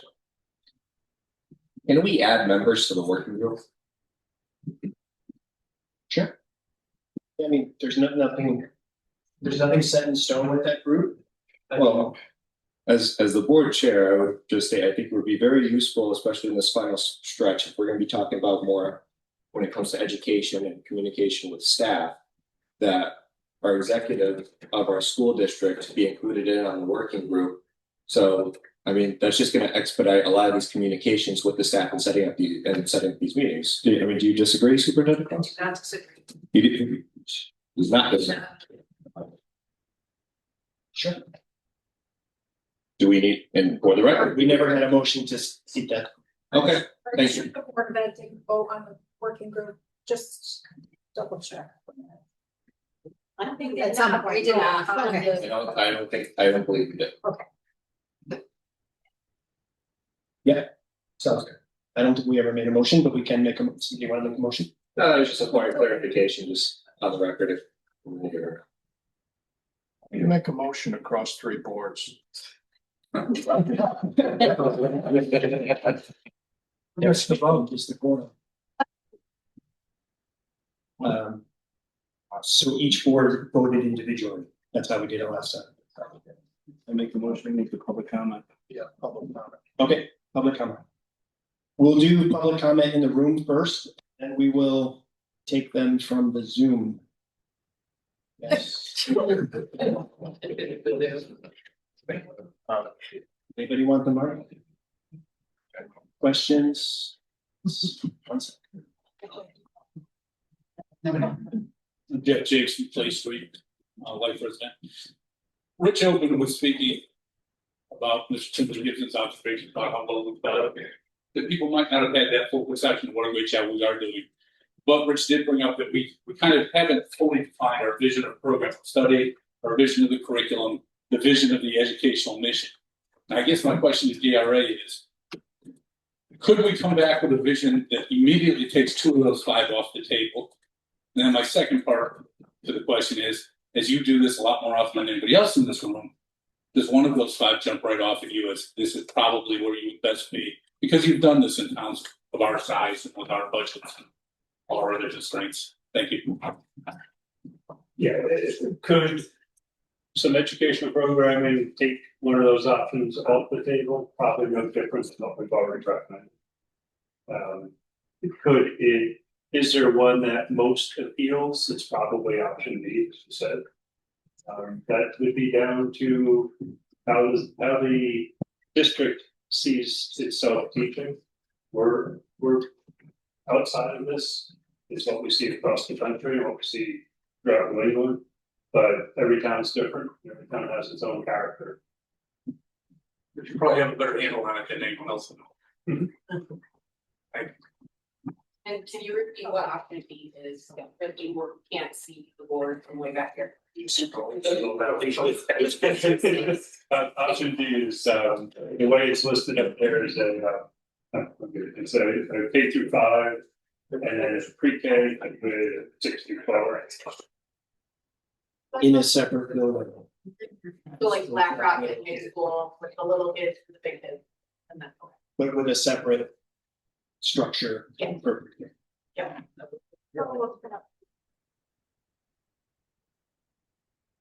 Board of Education does have a 5 to 10 year plan on education and vision of where the district's going. And that is on the website and it has been there. It was adopted by the board earlier this year. So we do have this information available to us and the public. And we can use that to look at these options and see if it all fits together. Does that go down to like program of study, like course? We have a course. Yes, and our portrait of a graduate is being embedded in the Thank you. But if that clarifies literally everything you were just asking about, if you already have this information, they are the nuts and bolts guy. We are looking for education plan. You have the education plan, you have the nuts and bolts, you have what you need to now go back and discuss it and bring a plan that you're gonna recommend to us now. So it feels to me that there was miscommunication somewhere, but it seems like you have the reports to move forward to the next step. That's what it looks like.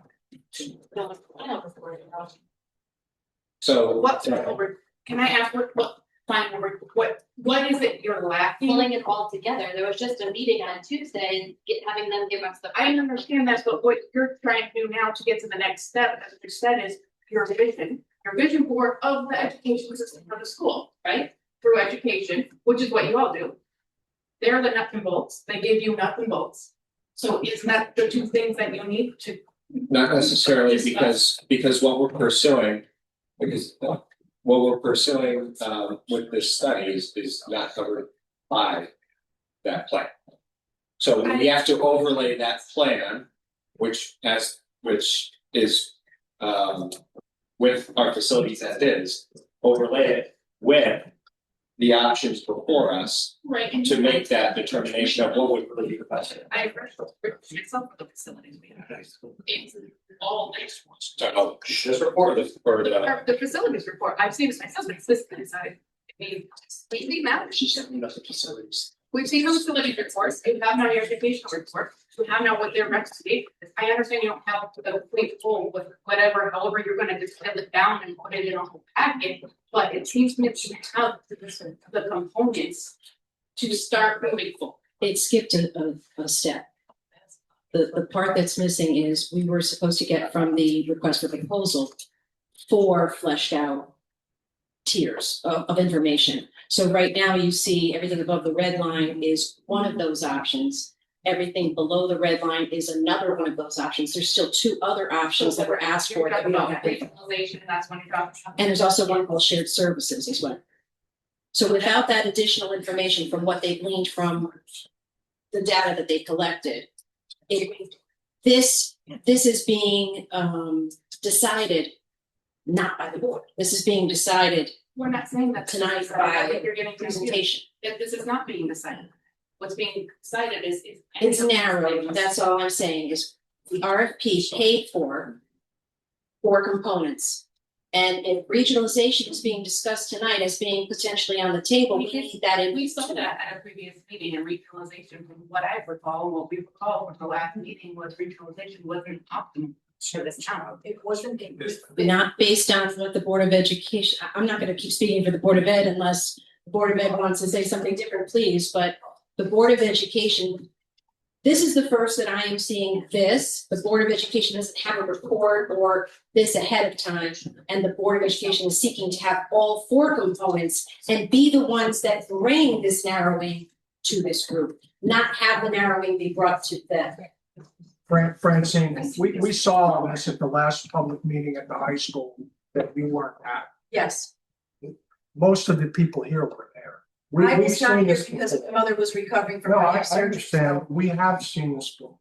Yes, but the board hasn't deliberated on it, so I get your frustration about not, why can't we make a decision tonight? I understand what you're saying. If we make it tonight, like Rich said, there would have the information to move forward to make the plan for what the next step. What you're talking about from the tonight is what the next step is, not which one of these are we going. You need to put everything together, that's your guys' job. We don't have all the information. You have the, but you have the. That's what, that's what we just said we were gonna do. They're gonna digest it. Right. Yeah. So, yeah, We're gonna that's take it in. step is. No, don't apologize for anything. I think that's where there's a little bit of disagreement, right? I think what we're hearing is the Board of Ed wants more time to go through. So if I could respond to Melanie's point real quick. What we're saying is, before we get to that point where we're even narrowing anything down, not making a final determination, but narrowing anything down, we think it would be irresponsible to take anything off the table without certain questions being answered. I mean, even to your point, and to what Mike talked about in the last conversation, 2 of these options weren't even up there. And for most of my board, this is the first time that they're seeing it. Yes. In terms of 2 of the 5 options. And I mean, and especially, and there was a good amount of appetite and people that talked about at that community conversation, a K through, was that K through 5 and then 6 through 12.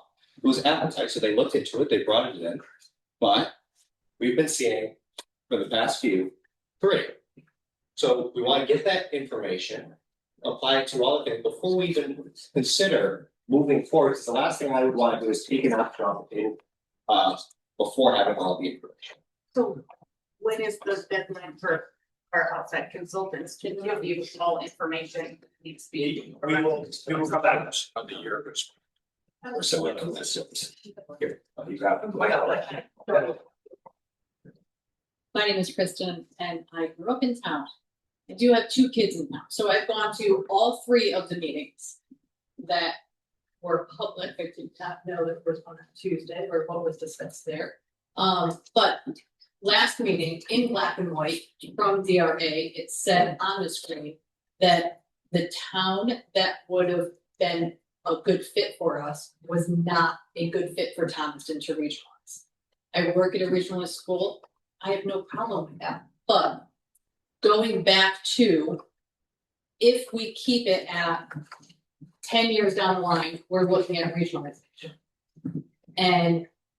But right now, we need to come up with a plan to say to a campus for Black Rock and Thompson High School. So we're putting all of that money into there and then talking about regionalization, which say you're going to take these high schoolers and regionalize them somewhere. So we built or fixed or did all of this money in the school, and then we're going to regionalize with a town that we could be the smaller portion of that. And our board of ed and all of that stuff is, we're not our town, we're not going to have as big of a say. Say it's Watertown, where there's 4 times as many kids as Thomaston has. So they have 4 times as much say into what goes into everything than what we have. Thank you. Other public comment? Mr. Van Ormer? Matt Van Ormer, on Lindworth Drive. Just to support what they were talking about, when we went to the 3 community meetings, we discussed multiple times why regionalization was a bad idea for Thompson. Mainly because we don't have anything to offer, so nobody wants us. But if they're going to give us a final report of regionalization, the one aspect that I would like to read somewhere is it going to save us any money? Because if it's going to cost us the same to keep the kids in town and offer a better education than any other school system in the area, which DRA said, then why would we do it if it's not saving us a penny? And like the assumption with most people is if you regionalize, we're going to save a bunch of money. Well, if you like, you can go up to Region 20 and ask any of those towns how much money they saved. Most of them will not come back with oh, look, we're rolling an extra cash now, because that's not the case with any of them. And they don't have what they want educational. So what DRA had presented it multiple times at all of the other meetings that we've had, it's been, nobody really wants us. We won't have any say on the Board of Education. And the only aspects they haven't addressed is, would we save any money anyway? Because that's what some people care about over other things, is what's going to save us the most money. So DRA can just provide a ballpark number of the savings that the town will have if we regionalize. If that number is nothing, I think we'd be insane to even have that as an option one before. The other 2, I'd almost take it off the table, because there's no way that if we regionalize, some other school district will offer everything that Thomaston offers. I've had 2 children that have gone all the way through our school system. I have another 2 in it, and I have another one. It's just about dinner pre-K system. So I'm invested in Thomaston's education system. But if it is a dollar and cents thing, then I want to know what you're saving to give up my child's better education they could have. And I've seen the amazing education that children that come out of Thomaston can have. My oldest daughter goes to BC. She's got practically a full ride there. She's getting an amazing education. Dave's children came out of Thomaston school systems and went on to amazing college careers and everything else. You can talk to Roxy's kids. So I'm just like, if you walk around town and you see kids that have flourished in Thomaston, it better be a high price point for me to sacrifice all of that so we can save a tenth of a mill rate by regionalizing. And then not having any say in the educational process, because we have 2 board members to Watertown's 8. You're gonna get outvoted on anything that you want. There was one of Region 20's big concerns when they set up their whole system. So everybody's always suggested regionalization, but the last 2 recent ones we've seen in the area haven't saved money and the education system has suffered. I've talked to people in those communities.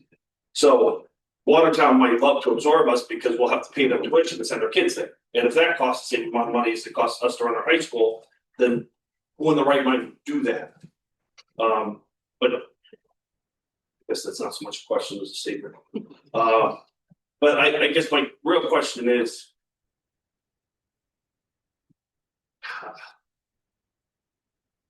one of the ideas and many of the things was kind of crazy, but was trying to find something to do with center school. We've talked about center school and it's been here forever and it's a great school.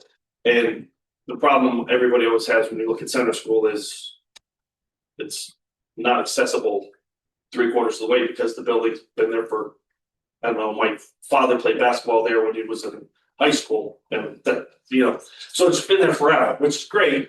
And it has a lot of historical value and we use the gymnasium for a whole bunch of stuff. So it's a purposeful building, but one of the options they put on the table, the one, save us money, and 2, find a reason for that building to exist, would be if you demolished half of it and put a new educational building in there. They talked about making like a pre-K campus. Or when they talked about regionalization, they talked about making Thomaston so nice that people want to send their kids here. So we can collect tuition for kids to go to a program here. And if we talk to like our pre-K teachers or anybody else in the lower age groups of the system, we have one of the best pre-K programs in the state. I mean, even just in our surrounding towns, we're one of the very few that offer full day pre-K, and your kids come out of it with a 1st, 2nd grade level education already, and enter kindergarten. So, I mean, we offer an amazing thing. The thing that we have a problem doing is getting the kids in. So our wait list, and when we went over our demographic study of student whatever for the projections, was our wait list was not incorporated into our pre-K number because they're not pre-K students yet. And I guess it would mess up the trajectory, or I mean, if the pre-K number changes from what it is now, that we have was 50% of our kids on the wait list now, or we have the new class. We have 20 on the wait list. What's our current pre-K enrollment? And our current pre-K enrollment is 60 plus the new class, so 25. So you're gonna increase our total student body continuing going on by 1/3. So every year we're dipping, if you look at the 10-year projection, you just added 1/3 to the pre-K and then it's just gonna continue to, instead of shrinking, it's gonna grow. Where the graduating class this year is 30 kids. So our kids going out is 30 and our kids coming there 60, so you just double the graduating class. So it's hard to come up with the projections if the first stage and you're projecting out 12 years and your first stage is wrong. It's 3 and 4, so it's 2 grades. So what's your question? Well, I just like, I get that we need all the information, but I think you want a hard date for something, so you're gonna give them a hard date. And then after that, are we gonna give the Board of Ed a date? Say you have 6 months to make your suggestion to the Board of Finance. Like, when do we set up hard stops somewhere? So we're not just coming here every month and adjourning to the next month's meeting. I think that's a good recommendation, Matt. I just, I know I say I don't want to put a date on things. Yeah. But I don't want to put a date on things because I want everyone to be comfortable with where we're going and understand and make sure we have all the information before we start to talk about narrowing things down or picking a path or any of that. Yeah. So I'm not gonna say it's an open-ended thing, but I think we got to take the next step where we work the ground and then take it from there.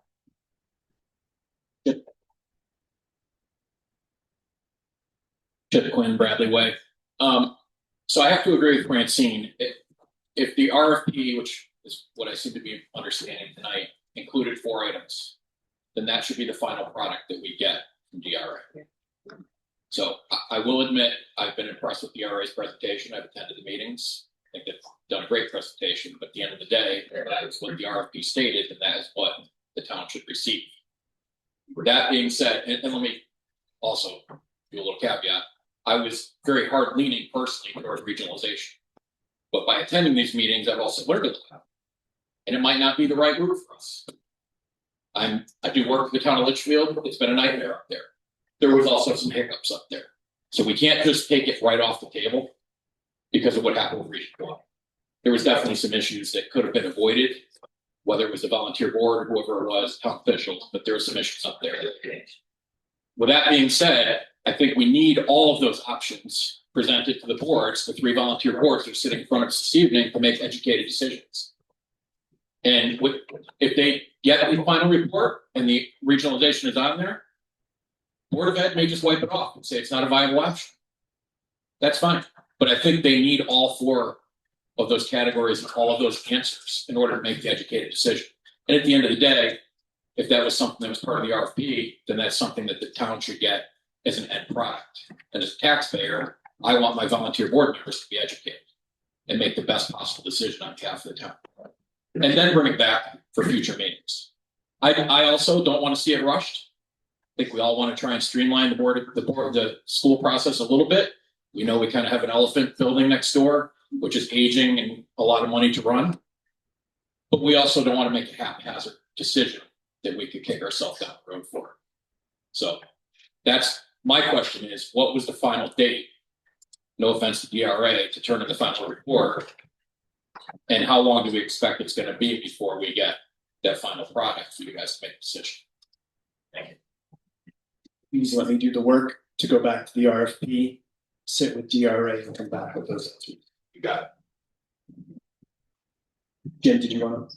Yeah, Rich, if I could just make a statement for the administration, the Board of Ed, taxpayers. It is fully our intent to meet all the requirements of the RFP. What's presented this evening was meant as an interim report to assist in terms of moving a decision forward if that was possible. If people feel all of the information in the RFP is necessary in a final report document, certainly we can do that, and we are doing that, and that is our intention from the outset of accepting the commission. Thank you. You're welcome. Any other questions from the room? Okay, I'm going to go to the Zoom. If folks on the Zoom would like to make a comment, please come off of mute and state your name and proceed with your questions.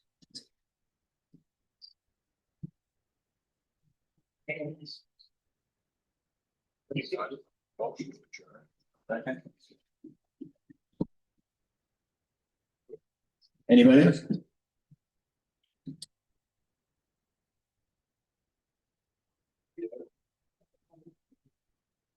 They can raise their hand if they want. Is the fifth. How many did we get? How many accepted that? All right, just a couple questions in the chat. I will take that. The first question in the chat is, how much would the town save per year by eliminating the center school? So that depends on which option is chosen. So it's kind of a little bit of a moving target, but can you put the Don't say you don't know. yeah.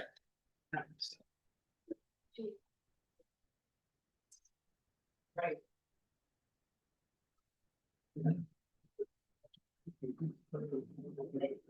This is an estimate. I always get in trouble when I do this. It's somewhere around 30 million. Over time. Pace. Over 20 years. That's what it would. that's the number that it would cost us to repair the center school based on the facility study that was completed.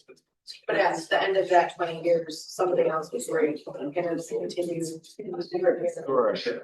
So someone in the room said, and after 20 years, something will break and we'll be back on that. Yeah. Thank you, Patty. Well, Rich, add in the cost of having to put those kids somewhere else. It's not just a matter of waving a wand and closing. I didn't say that's what that I was. know, but you still have a cost to move those kids out there. Yeah, Way more. that's why I said we don't have those exact numbers and it is based on the options that's chosen. So the second question in the chat is, which actually came a while ago, are we considering implementation with another school at all? I think we've pretty much covered that throughout our discussion. Anybody else on the Zoom would like to comment?